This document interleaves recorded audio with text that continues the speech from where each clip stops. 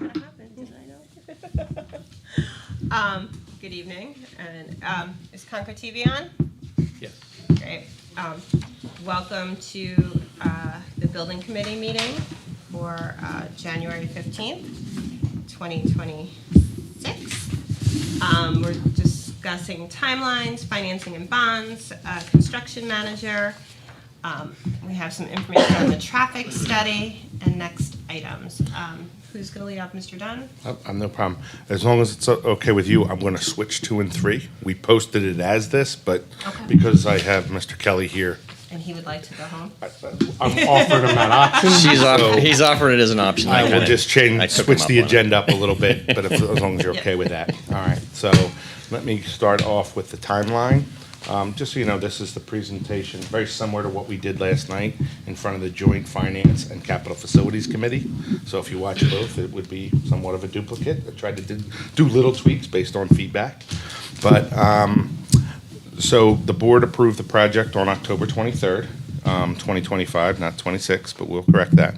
Then they introduced the loan bond resolution on December 1st. That was added today because we realized that step was done. January 5th, there was a public hearing on the loan resolution. Then last night, you had the Joint Finance Committee and Capital Facilities Committee meeting. And then tonight, Building Committee. Next week, the architects and consultants will be in front of the planning board, and they will be discussing various things about the project. There is an RSA that governs what is required by the school district, and we feel we've complied and submitted to that because there's a required hearing that has to happen within 30 days of submittal, and that is happening. Then there is a special board meeting, special board public meeting on the 28th, where we will be looking to approve the bond resolution and approve the construction manager. Now, last night, the Finance Committee and the Capital Facilities Committee both endorsed Harvey Construction to move to the next step and be the CM for this project. And they also recommended that the board approve the loan resolution on the 28th. So then we have HMFH should have 60% construction documents and an early bid package completed around April of 26. We expect construction to begin April, May, right? And then 100% construction documents in August, and then a guaranteed maximum price delivered in September. So that is the timeline to get for the next 9 months. Any questions? Not, I will go into the CM piece. I'm just going to fast forward through my pieces while I have that slide.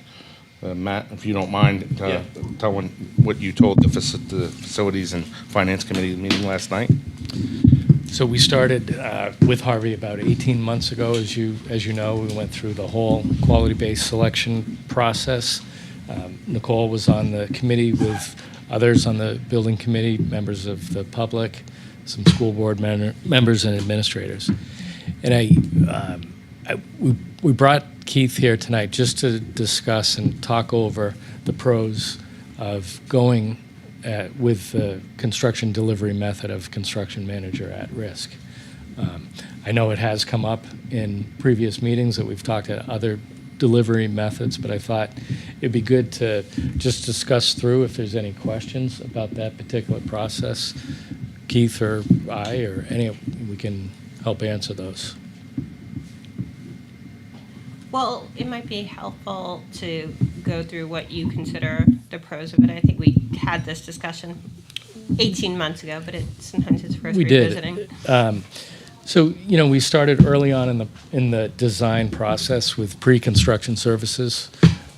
That early, and again, I won't speak for Keith, but that early involvement with the design really helped craft and shape. There were excellent recommendations given back and forth. We meet on a very strict, regular basis. Once every Thursday at 10 o'clock, we meet with the architects. Keith has been at those meetings, as well as others around the table. And we go over all sorts of designs. We look at inside of the building, outside of the building. I'd say we talk about things of, how things are built and, obstacles. We talk about schedules, early bid packages. There's just been a lot of advantages having Harvey early in on the design to get good advice while we're developing. An older method, but a traditional method, the design bid build, is typically you design your building and then you send it out for bid. So if you look at our process here and you tried to overlay what that would look like, it would add that type of delivery method, design bid build, would add significant time to this particular project. Construction manager at risk is typically used for more complex, more occupied sites, schedules where you have to really be efficient, and safety is of main concern. So those are the things that we talked about a little bit last night. Keith, is there anything you would add to that in terms of the various projects that Harvey does as a company and what you would consider as advantages? Sure. So Harvey does about 95% of our work as construction manager at risk on a year-over-year basis. There's a little bit of bidding that goes on depending on the project, the level of the project, and type of project. There is a state of New Hampshire project that's going on right now in Laconia that it was a bid project. We won out against 5 other competitive bidders at the time, showing our strength in the market, which was pretty exciting. Their schools in Maine are done in a bidding type environment. The reason we have 5% of our work in that is because we answer those state calls to bid, invitations to bid for both Maine and New Hampshire. The advantage that we've seen over the past 18 months specifically to this project is that by having a construction manager at the table with you, we are there on your behalf. We're not the contractor on the opposite side of the table from the architect. We're in the discussions from early on to be able to inform schedule, costs, impacts, options that we've seen on other projects that may not be available to other design professionals or otherwise that we have had experience with. So it really allows the project to develop in a way that supports expeditious delivery, an economical delivery. A drawback to a bid environment is the documents are, quote, 100%, and you won't know that you're over budget or at a point where you can't come back until you've bid that set of documents out. So the advantage that you have is that we can give you that real time by being at the table. We can give you that real time feedback on costing and the schedule impacts that might have. So those are kind of a couple nuggets around bidding and CM at risk. But as I said, we do 95% of our work is CM at risk. And that's my past life was not that.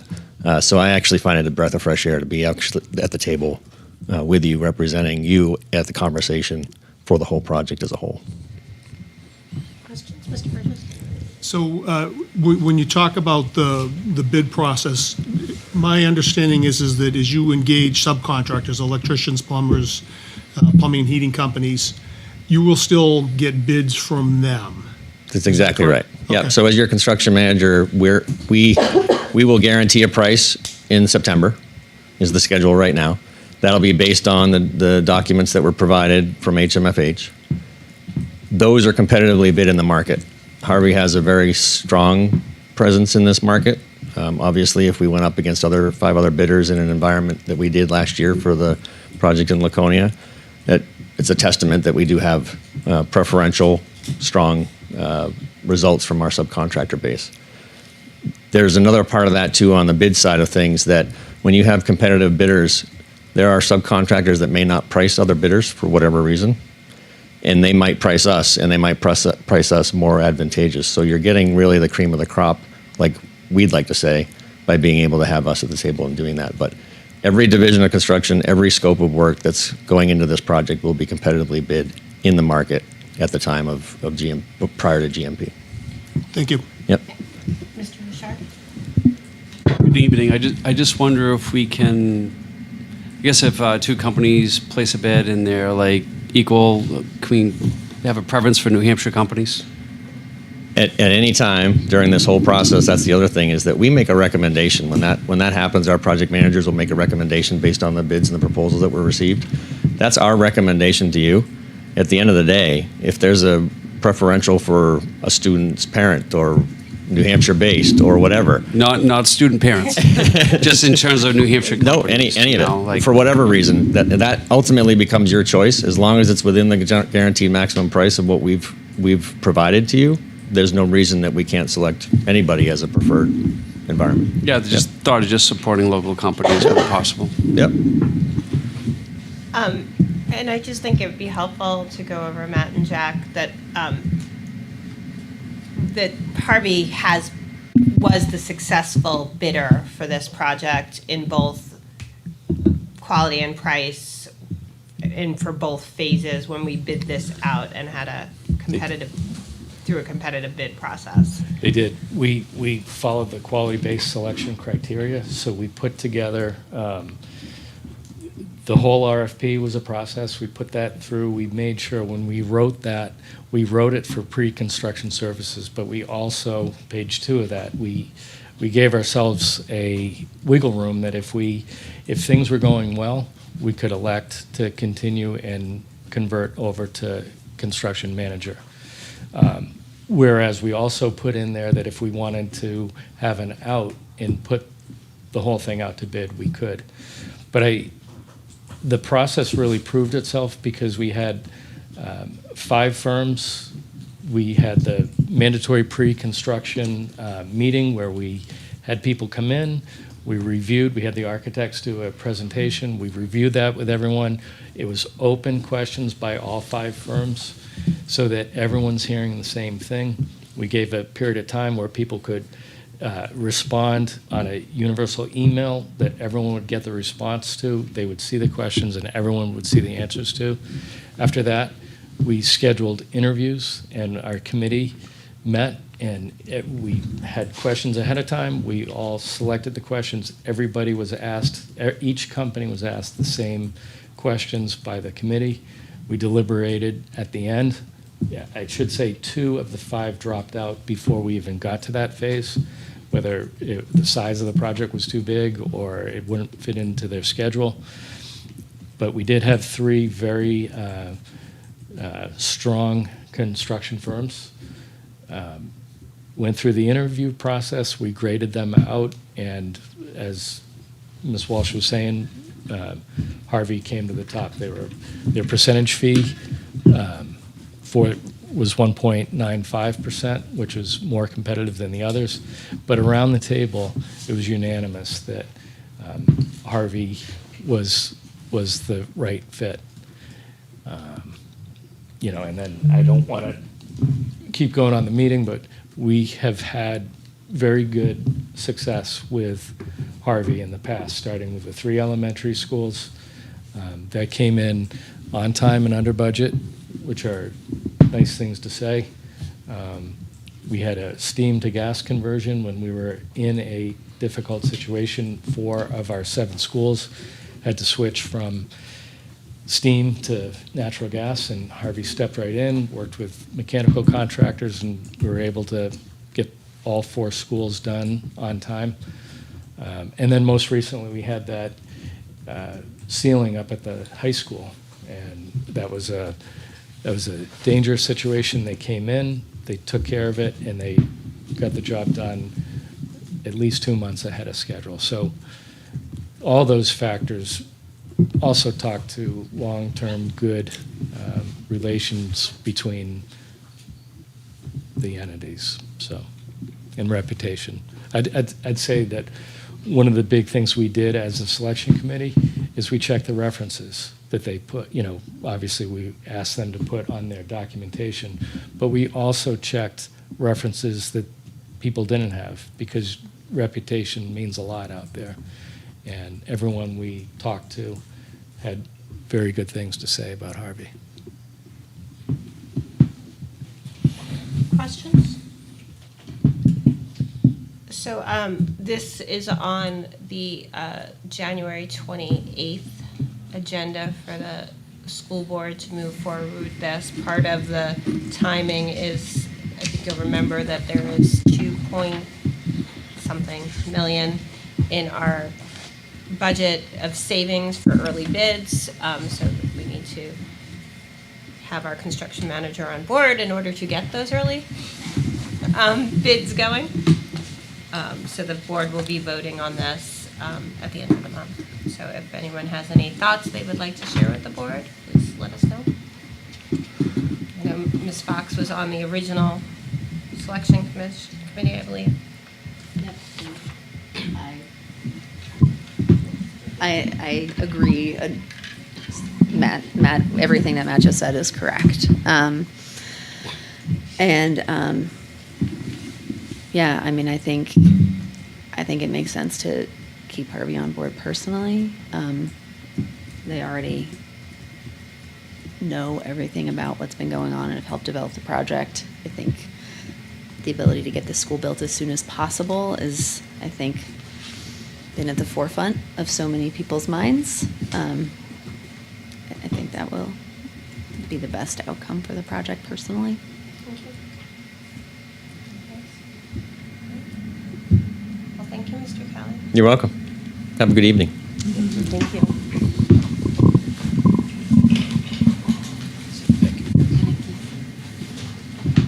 Okay. We'll move on to the next agenda item, which is finance and bonds. So just to reiterate, this was the motion that was passed by the board the night of October 23rd that approved the project. This is, you see the big numbers, 168,777,480, the 13,058,679, and the 155,718,801. This is a breakdown of what makes that up. So if you've heard various things in various sources, this is the breakdown of it. So the total project cost, again, 168,777,480, but then there's a number of tax credits and rebates. So you spend it to get it. So that's about 10.9 million. And then as Ms. Walsh said, the early bid package, which is a key component, we're estimating about a $2.1 million savings based on the bid package that can go out on 60% drawings. So when you total those two, that's the 13 million off the 168, which comes to the price that the board is targeting to be budget for the new building of 155,718,801. And the goal, once things roll, is to drive that down. So we'll start on Just the. have a quick question on Yeah, that. yeah, Did sure. we meet the deadlines for the solar by year end? I know there were certain deadlines of procuring. Yes, I did. I assumed so. Yep, So, I will have yeah. more information, but that was a December 30th finalization. But once the board had approved that on the 23rd, I figured it was our initiative to do that. And once it's all finalized, it appears that's going to be under budget, just so you know. So I'll have more on that in the near future. I do have, to help me with that is a company out of New York called Energy Tax Savers that's assisting us in making sure that those credits get written properly when they do it. What is nice about them is they give a fixed fee for both the geothermal and they give us a total fixed fee for everything. And did solicit quotes from auditors and accounting firms, and it was an hourly rate. And these people, this is all they do. So we brought them on, and then both all four entities, the city, us, St. Paul's, and Bow, all use a woman named Beth Greenblatt with Beacon Integrated Solutions, have for 20 plus years, who is our procurement person for energy.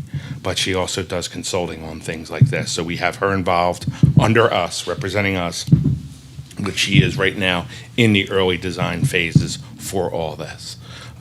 So that we design the system, giving options as to be, are we doing it for environmental reasons, both, or business?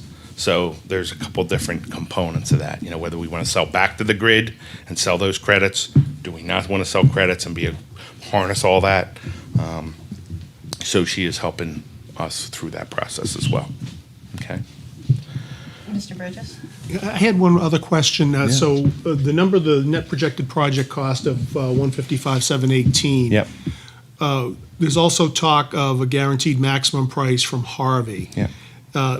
Can you just make sure we understand the difference between those two numbers. Yep. And why, when we see Harvey's number, it's likely to be lower, but that's still not necessarily, because sometimes people will hear one number and it'll reinforce a Yes. thought that's in their head. Just the difference between those two numbers we might see. You mean this project hasn't had a lot of numbers out there yet? If not, well, there'll be more, just so I'm Good start, preparing yeah. you.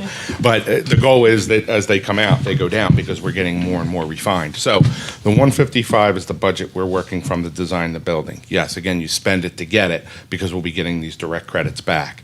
But what'll happen is in September, they'll give us a guaranteed maximum price, that's what they're buying the job for. So say they come in at 150, we're paying 1.95% their fee off that number, not off that number. But we start working through that process and we get the price down. So say it's 150 and we get the project to come in at 143, all those savings are ours. But we pay them a fee off the higher number because they're taking that risk. But if it goes above that, there's no more fee. So once they have the 100% documents, they already bid, they'll be able to give us a more refined number. So that's the difference between. But I them. also think, to Mr. Burgess's point, that 150 million, not all of it, or 155, not all of it goes to Harvey. Some of it is architect, so that might not all. Yeah. Harvey's price might not be 150, it might be a lower number because of the architect fees and other. Correct, because you'll have construction, say construction was 120 million, and then you have your architects, engineering, legal, financing, bonding, furniture, Furniture. technology, Building everything is in, FF&E, exactly. So if people see a number from Harvey that comes in substantially under that 155, it doesn't mean that's the final project cost, because there's still other costs that we'll be looking at going forward. All of those Correct. things you mentioned. Yep. Right up until the last day. And that number will probably creep up, higher above the guaranteed maximum price. Right, But not above this price. correct, correct. Will Harvey's price include a shared savings from that GMP number? No, because we're taking all the savings. Anything below that number is ours. We're not splitting those I see. savings. Okay. That's what our discussions have been. Okay. Good? At the moment? Okay. Good questions, thank you. So, going on to some things we did with finance and capital facilities last night. We talked about a phased borrowing. We just talked about discussion of length of a bond and then a repayment structure. So let's go into that. Obviously, the numbers up until now, and you may have heard me in public session, I've been talking about borrowing all the money at one shot. Only because you want to see what's the worst case scenario if you're running out there borrowing and say, we're going to spend every dime of this. That's what it is. Now we have to start to getting in how are we really going to finance this, and at what phase do we need to borrow money, not borrow money? What do we have in our operating budget that we're going to probably wind up picking up? What do we really need to do to get the project started? So we get obviously, we said September, guaranteed maximum price. We want to be a more truer cost rather than off of budget. So what we proposed last night was an initial bond of $80 million, about $80 million. And the purpose of that is because based on cash flow projections and when timing is of everything that's going to happen, that money would get us to between August and October of '27. So obviously, the better it runs, that money could go a little further, and then we can do the next bond for the next phases of what they are. We're still working on tweaking on how far we would be in October. Assuming the board approves them, we'll be able to find those details. But we know, yeah. Why are we only bonding 80 million if we're gonna need 160? So think of if you build a home or buy a home, you get approved up to a credit line. That's the 168 number, the bond resolution. But you only borrow what you need. Because say you're selling your house. Are you saying that we have in reserve $80 million set aside for this project and we're only gonna borrow 80? No. The loan resolution's 168, so that's when you go to the bond market and say, or legal and say, this person is credible enough to borrow up to 168. Similar to if you were getting pre-approved for a mortgage. They'd say, hey, you can buy a $350,000 home. You find one for $279, you I think the question is more, it's not that we won't bond, hopefully less than 155 Right, the difference. at some point, but that because we don't need that amount up front, if we spread it out, then we're not paying interest on money we're not Correct. I I using. understand, but I'm also looking at these tables that I just was looking at, and say we borrowed the 80 million bond, and depending on whether it's 3.5% or 4%. Yeah. You know, the interest rate or the payment on that annual tax on a $400,000 house is $568 for your first line item here. Okay, yep, Well, in reality, it's double that, because ultimately, I'm gonna have to pay twice that, because you're gonna need two bonds. So my property taxes are going up $1,100, not $568. That's the viewpoint I'm taking a look at. sure. You're assuming as I've been doing up until last night, showing you that's worst-case scenario if you spend every dime. But also, you have to think about, we have the stabilization fund, we have other declining debt that's happening, you have growth in the city, you have a bond premium, and you have what are the actual market interest rates that we're gonna get. So, to Pam's point, to borrow all that right now and pay interest on that Doesn't make sense. doesn't make any sense. When we also are not incorporating in here any interest earned on that 80 million as that cash flow needs to go out. We're gonna put it into account and earn interest, because you're allowed to do that as long as it don't exceed what they call arbitrage rules. I can't earn more interest than what I'm paying on those bonds. But we feel that that's a safe enough bet. Very similar when we did the elementary 15 years ago, we borrowed 55 million, but it was approved for $62.539 million. We backed off stuff and only borrowed the 55, see if we needed the rest. Fortunately, we didn't need the rest. So, does that make sense? It does. It just seems, I think we're being a little conservative, that we're only gonna need half. We only need In half of them. projecting what it's gonna cost us in property taxes. Sure. And at the next one, I can show you the one with the whole 155 in there. But again, those other factors, which we're gonna be showing to the board, once you factor in your whole budget and how it all comes about, this is only looking at it like this, and we can't look at it like that, because there's other debt going away, they have stabilization fund, and we're trying to soften that. I am meeting with the deputy city manager on Friday to coordinate when their bonds start to hit and their projects versus this. And I do believe the board has created a lot of flexibility for itself because of that facilities and renovation trust fund that has money in there to mitigate Well, this. and because of the declining debt, I think Correct. I had the same sort of little mini heart attack last night when I saw this 568, which is, I think, the worst case scenario of this. But when we have looked at it with this is just like if everything was coming in as new increase on property taxes.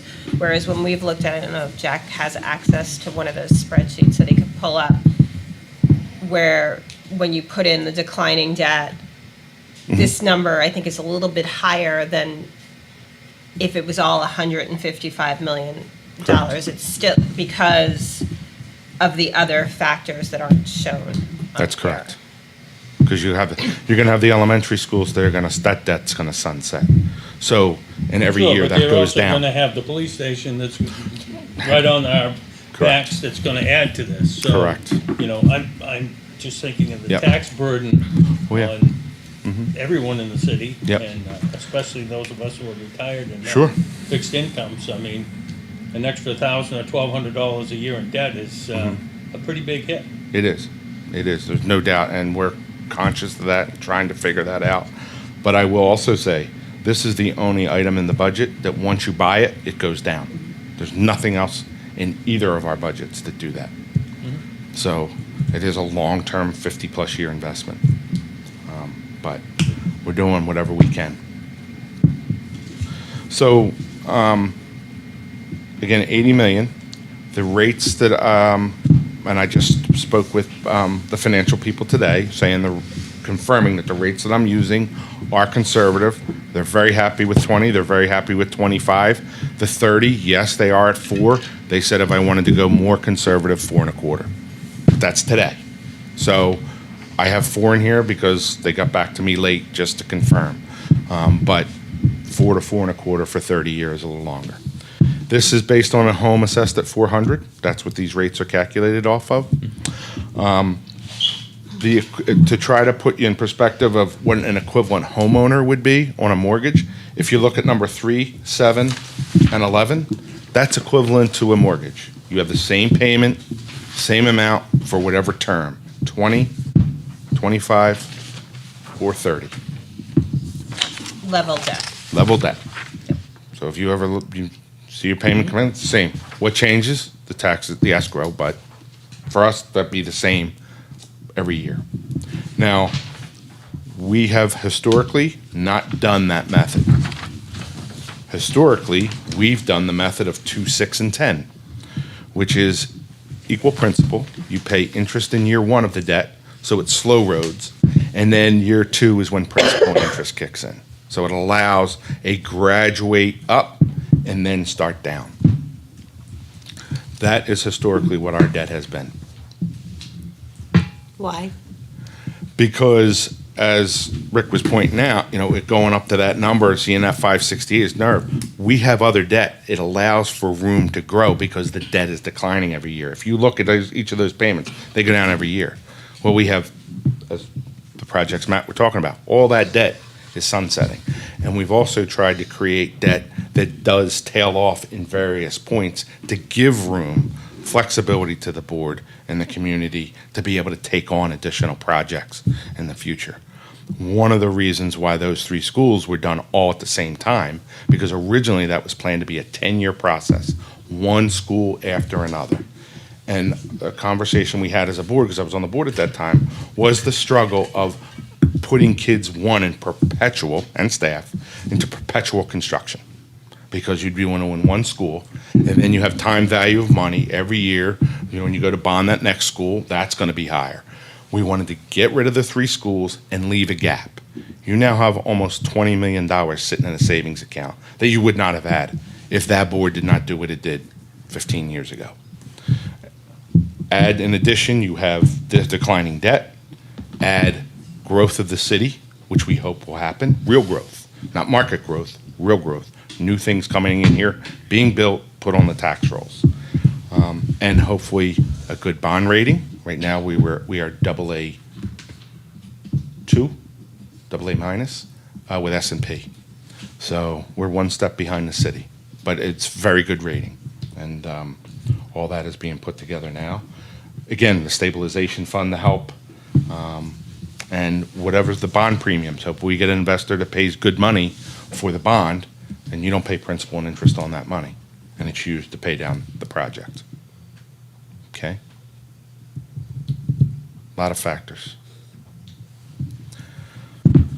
So we, yeah, go ahead. No. Can I ask? Sorry, can I ask why 2 and not 1, or 6 and not 5? Sure. So we could, obviously, the committee and the board are looking at that.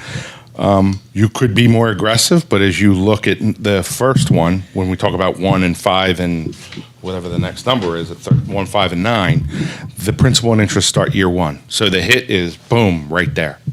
You do pay less in interest, and you can see what the interest is in each of these. It's just more aggressive start. And we're finalizing ability. The board says, okay, what if it is 25 year and we want to start year 1? All right, no, we want to do interest year 1, and it'll automatically do all those adjustments on the fly for them to see that. We're almost there with it. But that is why. So if the board's, they feel 29 million in interest is a lot better than if we did, say, what a typical homeowner does, 32 million in interest. If you compare 1 and 3, is that become worth it? I think the bigger value you look at with the equal principal is declining debt and creating room for the future. That's the big advantage of that. Other questions?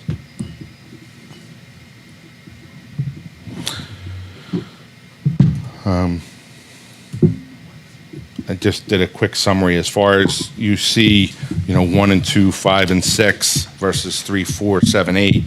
is the big thing, equal principal versus level debt. Again, this shows you some of the advantages of each. But typically for us, we've chosen the equal principal method with interest in year one, principal and interest in year two. Again, to create that flexibility in the long term rather than consistent, high, steady tax rate for the life of the loan. But you pay a little bit more upfront.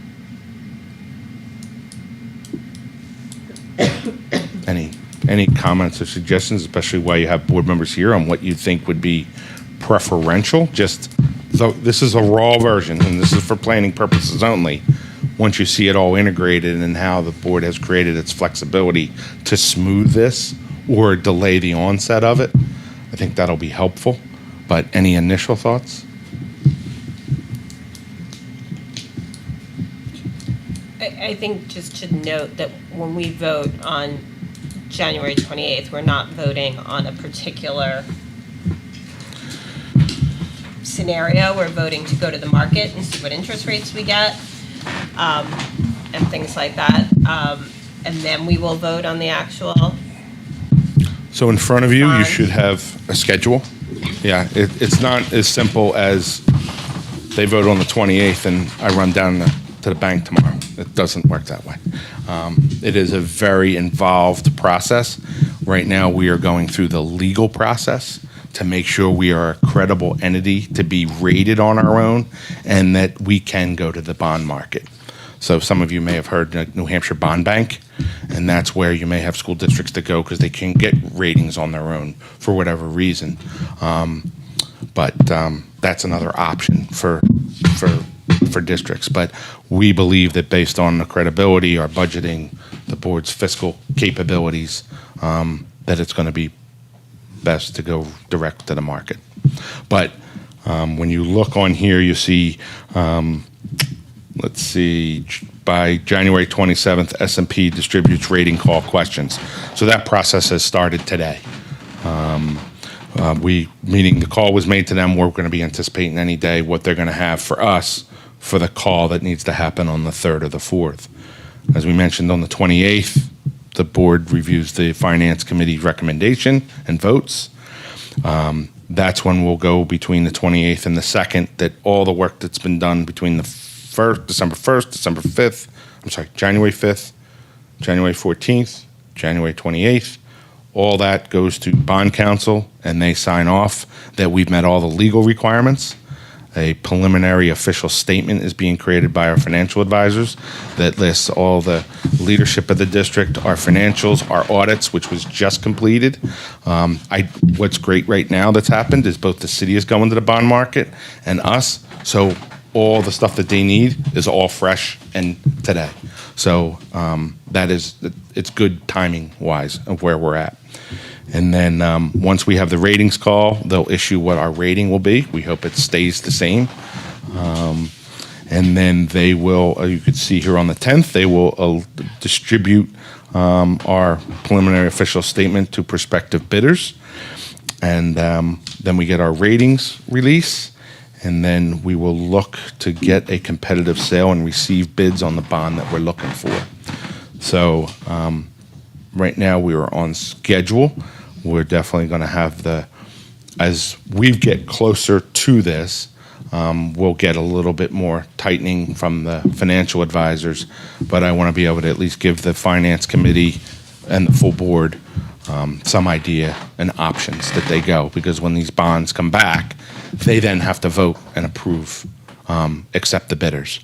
They'll get likely multiple bidders, and they will give us a recommendation. It'll be a formal written thing saying, congratulations, you won. Here are the bids. We would recommend you do this. And then they have to vote and accept it. And then when they do, they will send us paperwork. And then they will be thinking they're signing a mortgage on their own because the amount of paperwork board members will need to sign will fill the tables. Oh, yay. Yeah, so this is the financial process alone. So it is rather detailed, and we will post all the documents as they're completed and put out there. If you go to the bond bank, it's a different schedule? Yes, it is a Okay. different schedule. Is the general market generally more competitive rates than the bond bank? It depends on what your credit rating is. And we just, as I've seen when they do a sale, they always send us out their amounts, and typically we have beaten their rates. So that's why we plan on keeping that. I mean, if there was something that the financial advisor said, no, we recommend you go there, but because of the sheer size of the issuance, we're better off going direct. So, Thank you. you're welcome. So going back again on the 28th, this is the loan resolution. Again, this is a legal requirement that we have to do under RSA Municipal Finance Act, Chapter 33. This was not prepared by us. This was prepared by bond counsel. So that is what was introduced on the December 1st. January 5th was a hearing.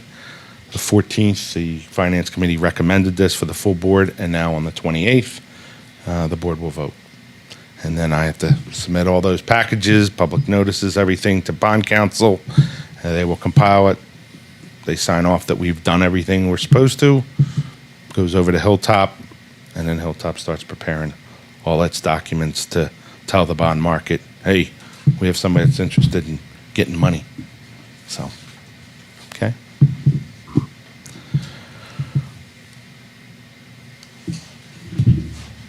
Is there any other questions? If not, I will go over the agenda for the next meeting. So, the February 5th at 5:30, we'll discuss the traffic study. That will be sent out prior. Again, that is in front of the planning board next Wednesday. We expect that schedule to come out tomorrow from the city to show us on that agenda. We've been told. And that is a statutory requirement to be on there within 30 days of submittal. So we have complied with that and delivered it or worked with them because of the holiday. We have a couple of copies tonight. I do. You can email, right? Yep. If anyone else would like to see the Yeah. traffic study. I do, but we will it is 26 meg, so it's not an emailable file. We will post it and then allow that for download. But this is what was submitted to the city. Okay. HMFH will be here to talk also about the lead certification. Also, the traffic study, the company will be here to talk about any reports. So it won't just be the architects, it will be the traffic engineer. They will give an update on the geothermal, just about the number of wells and where that sits. And they'll give you an exterior update. I think they have some flybys and things to talk about. And then we didn't know if the committee had anything else that they might want to hear about while they're preparing. That's why I put other. If not, that's where we are at the moment. The one thing, if you want my opinion, it sounds like you just asked for it, that as, you know, we're getting towards February, my understanding is fencing goes up in April, and that's when the disruption begins. So I think an update on the plans Sure. or, you know, how that's going to be managed, I Yeah. think would be helpful for people to understand. And if Harvey is selected, that is honestly, Matt and I just had that conversation with them today. The goal right away is to get aerial maps. Jay was on that call. And start that, Tim, sorry, yeah, you were on that call too. Get those aerial maps, start, and what all needs to be in place. So it's something we should be already talking about well before April. But I think in addition to, you know, it's the disruption to the students. Oh, the what are we gonna traffic, do- all- yeah. What are we going to do for Athletics. playing fields and athletics and All, We were noise disruption and Correct. things like We were that? talking about that, recess, fire drills, parking area, because we'll lose some parking, we'll put that up. Yep. As well as just traffic patterns, because of the vehicles coming and going, and how that's gonna impact our buses and whatnot, so. All that was part of that meeting. yep. And we're going to need them because we don't know how much space do they need. And we have to tell them, well, this is what we'd like to get and what can they do to work with us. It's a tight site, but we've done it before. So, one other thing I did hand out too, sorry, is the state building aid. Although I don't know if I told this committee that we are now #1 on the list for state building aid, but we are Still not funded, though. but we are #1 at getting nothing, okay? But if it had been funded at its $50 million level this year, there'd be $31.8 million available. It would make a big impact if we were to get it. So I have requested a status from the state, a letter, which we will be receiving, and I think we may have received it, I just haven't given it to the board yet. I'm going to go with your letter, asking them for the status of building aid, since there is no moratorium, which there had been, but yet they didn't fund it. We're #1. 14 of the 17 that were on the list have fallen off. Is there anything we can do? Because once we put a shovel in the ground, we're no longer eligible for that. But we've tried to wait, and what have costs done? Gone up. So this would be significant if we could get the 31.8. But just want you to know that this is their document they produced at 50 million, which they had planned on doing. That would be available because the other projects are declining. Okay? So reach out to your legislator. Our legislators unfortunately aren't the problem. Sorry, I'll let you deal with that one. Anything else? Anyone have any questions? That's a great addition to next agenda. Is there anything else people would like? All right, well, thank you for coming. We're adjourned. Great.